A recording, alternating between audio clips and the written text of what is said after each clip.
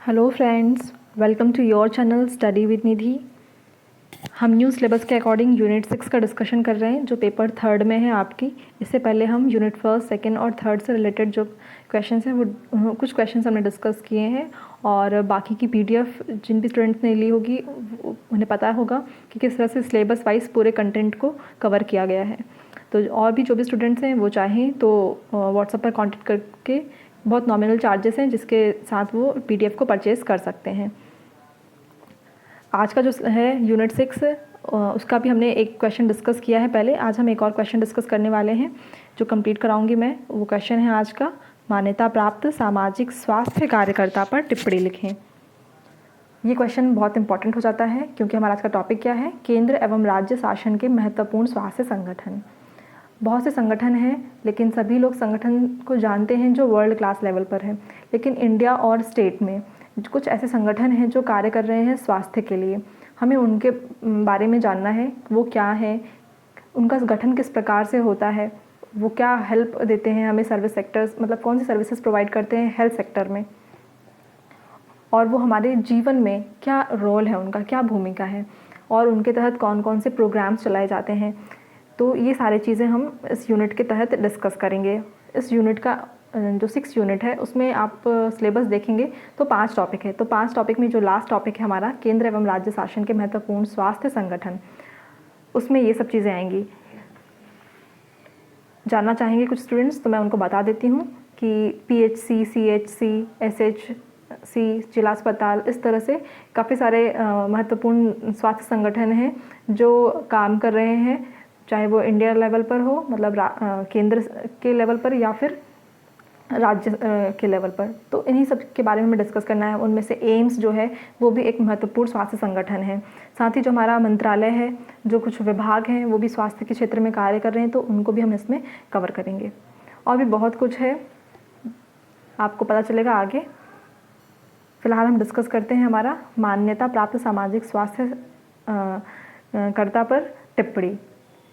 एक छोटा सा और क्वेश्चन आपको बताना चाहती हूँ मैं इस क्वेश्चन को स्टार्ट करने से पहले। वो क्वेश्चन हमारा ये बताना चाह रही हूँ मैं कि सिलेबस चेंज हो चुका है और अगर आप को पता हो तो अब जो है आपका एक पेपर वो 300 मार्क्स का है, 3 घंटे का पेपर होगा आपका, जो पेपर थर्ड है। ओके, 300 मार्क्स का होगा आपका, जो 3 घंटे में लिखना होगा आपको।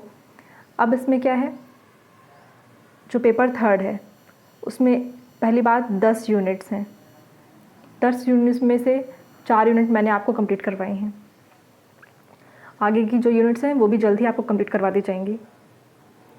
तो जो ये 10 यूनिट हैं, इस 10 यूनिट में पहली बात, हर यूनिट से क्वेश्चन आना कंपलसरी कर दिया गया है। मतलब पर यूनिट से आपको 30 नंबर का, पर यूनिट से आपको 30 मार्क्स का क्वेश्चन आना ही आना है। तो इसलिए किसी भी यूनिट को आप हल्के में नहीं ले सकते हैं, हर यूनिट से आपको सभी क्वेश्चंस कवर करने पड़ेंगे। ठीक है, नेक्स्ट क्या है इसमें, अब जो क्वेश्चन है क्या हो गया है, 10 नंबर का हो गया है, 50 नंबर का 10 नंबर का हो गया है क्वेश्चन। जैसे हमारा जो पहले 3 नंबर का क्वेश्चन था वो क्या है, अब 10 शब्द का हो गया है, माफ़ कीजिएगा, वो 10 शब्द का हो गया है।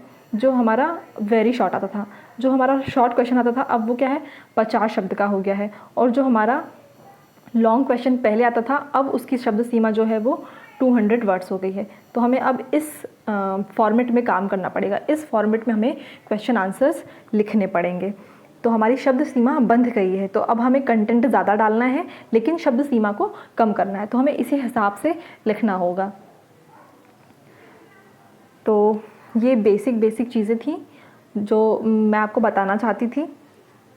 और हर यूनिट से क्वेश्चन का जो कंटेंट है वो भी डिसाइड कर दिया गया है कि हर यूनिट से 30 नंबर का आएगा। जैसे यूनिट 6 डिस्कस कर रहे हैं तो श्योर है कि 30 नंबर का एक यूनिट से आएगा, मतलब जो यूनिट 6 है उससे कम से कम 30 नंबर के क्वेश्चंस बनेंगे। तो हमको वैसे ही करना है। अब जैसे 10 शब्द का आया है तो हमको एक लाइन में आंसर देना है।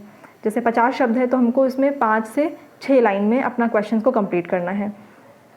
ये आदर्श शब्द सीमा है, थोड़ा बहुत ज़्यादा हो सकता है कम, लेकिन हमको कोशिश करनी है कि हम इतने में ही अपने क्वेश्चन को फुलफ़िल करें। नेक्स्ट बात जो ज़रूरी है वो है, जैसे कि जो हमारे वेरी शॉर्ट क्वेश्चंस आते थे, अति लघुत्तरीय प्रश्न जिन्हें हम 3 मार्कर्स बोलते थे, है ना, वो 3 अंक के हो गए हैं। जो हमारे शॉर्ट आंसर्स हैं, है ना, वो 5 मार्कर्स हो चुके हैं अब, और जो हमारे लॉन्ग आंसर्स हैं वो हमारे हो चुके हैं अब 11 मार्कर्स। तो इस कंटेंट को ध्यान रखिए और इस हिसाब से आंसर लिखिए आप लोग। होपफुली आपको ये चीज़ समझ में आ गई। अब बात कर रहे हैं हम आशा की। आशा का फुल फॉर्म है इंग्लिश में, ये प्री में भी इम्पॉर्टेंट क्वेश्चन बन सकता है आपके लिए। तो इसको हिंदी में बोलते हैं हम मान्यता प्राप्त सामाजिक स्वास्थ्य कार्यकर्ता, एक्रीडिटेड सोशल हेल्थ एक्टिविस्ट, जिसे संक्षेप में आशा कहा जाता है। अब मैं इसे कहेंगे कि आप मैम इसे केंद्र एवं राज्य शासन के महत्वपूर्ण स्वास्थ्य संगठन से क्यों जोड़ रही हैं।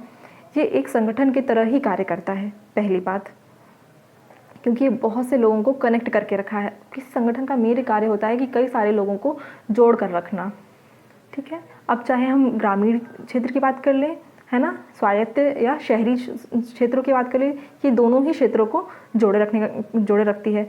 दूसरा, ये स्वास्थ्य संबंधित जन जागरूकता भी पैदा करती हैं। स्वास्थ्य संबंधित जितनी भी लोग हैं उनको जागरूक करती हैं। ये स्वास्थ्य सेवाओं को समुदायों तक पहुंचाती हैं, एक कम्युनिटी से दूसरी कम्युनिटी तक। फिर ये स्वास्थ्य सेवाओं का उपभोग किस तरह से किया जाए वो बताती हैं। तो इस तरह जो आशा है उसकी भूमिका बहुत अहम है, खासकर ग्रामीण स्वास्थ्य सेवा क्षेत्र में, ठीक है। अब जो आशा है वो बहुत से आयोजन भी करती है आंगनबाड़ी केंद्रों में, वहीं पर होती है मेन आशा। गाँव में होती हैं, ये करीब 1000 आबादी वाले क्षेत्रों में नियुक्त की जाती है ग्राम पंचायत के द्वारा इसकी। तो अब देखते हैं कैसा इस क्वेश्चन को फ्रेम में लाएंगे, हम फॉर्मेट करेंगे। स्थानीय स्वास्थ्य केंद्र के माध्यम से महिलाओं को स्वास्थ्य संबंधी सेवाएं प्रदान करना काम है इनका। भारत में स्वास्थ्य एवं परिवार कल्याण मंत्रालय द्वारा प्रायोजित जननी सुरक्षा योजना से संबंधित, मतलब ये गर्भवती महिलाओं, शिशुओं का टीकाकरण और परिवार नियोजन आदि की जानकारी व उससे रिलेटेड सामग्री प्रोवाइड कराती हैं आंगनबाड़ी केंद्रों में। ग्रामीण स्तर की कार्यकर्ता हैं ये।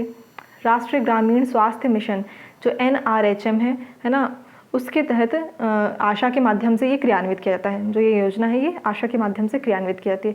किस तरह से आशा जो हेल्थ वर्कर्स होती हैं ये डोर टू डोर जाते हैं, उन लोगों को जागरूक करती हैं कि इस तरह की स्कीम गवर्नमेंट की तरफ से आई है, आप इससे लाभान्वित हो सकते हैं। इसके लिए आपको निम्न कार्य करने पड़ेंगे: समय पर टीका, एम्बुलेंस उपलब्ध करवाना, उन्हें क्या कहते हैं सुरक्षित संस्थागत प्रसव के लिए प्रेरित करती हैं, टीकाकरण बच्चों का, और छोटी मोटी बीमारियां जो बच्चों को होती हैं, क्या बोलते हैं, कीड़े वगैरह स्टमक में, स्टमक वॉर्म्स होते हैं, उनके लिए मेडिसिन देना, मलेरिया की मेडिसिन देना, आसपास सफाई के लिए जागरूक करना। और अभी जैसे कि आप समझ दे रहे हैं, वर्तमान परिप्रेक्ष्य में भी आशा जो हेल्थ वर्कर्स हैं वो बहुत कार्य कर रही हैं। ये कोरोना से रिलेटेड जितना भी सुझाव दे सकती हैं वो गाँव में जा के बोलती हैं।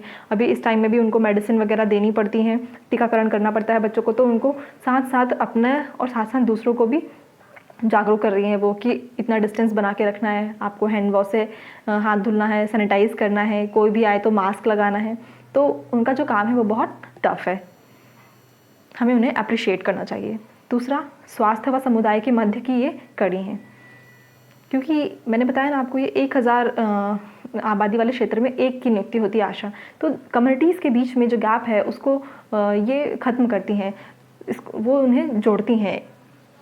प्रत्येक 1000 आबादी पर एक आशा का चयन ग्राम सभा द्वारा किया जाता है। स्वास्थ्य संबंधी कार्यक्रमों, ग्राम स्वास्थ्य पोषण समिति का आयोजन करना, मतलब जितने भी स्वास्थ्य संबंधी कार्यक्रम होते हैं उस ग्राम सभा में, उस ग्राम पंचायत में या उधर, तो जो आशा वर्कर्स हैं उनको आयोजित करती हैं। ग्राम स्वास्थ्य पोषण समिति जो एक VHND होती है ना, उसका आयोजन करती हैं। तो कहा जाता है कि उसका आयोजन वह इस प्रकार से करती हैं, मानिए कि आशा जो है वहाँ पर उसकी भूमिका सचिव की बराबर होती है, वो सचिव ही होती हैं VHND की, ठीक है। गर्भवती महिलाओं को का पंजीकरण, जन्म मृत्यु का पंजीकरण वगैरह, इन सभी में भी वो बहुत हेल्पफुल होती हैं। उनका सभी काम करना, उनको दिशा निर्देश वगैरह देती हैं। तो इस तरह से जो आशा है उसकी भूमिका बहुत महत्वपूर्ण है।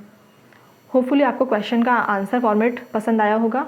तो प्लीज़ चैनल को ज़्यादा से ज़्यादा लाइक कीजिए, शेयर कीजिए और सब्सक्राइब कीजिए, ताकि जो भी न्यू स्टूडेंट्स हैं वो हमारे चैनल से जुड़ें और इस तरह के क्वेश्चंस जो है उनका आंसर फॉर्मेटिंग उनके लिए भी उपयोगी हो। यूट्यूब सबसे अच्छा माध्यम है दूर और घर बैठे शिक्षा को सशक्त रूप से उससे लाभान्वित होने का। Thank you friends.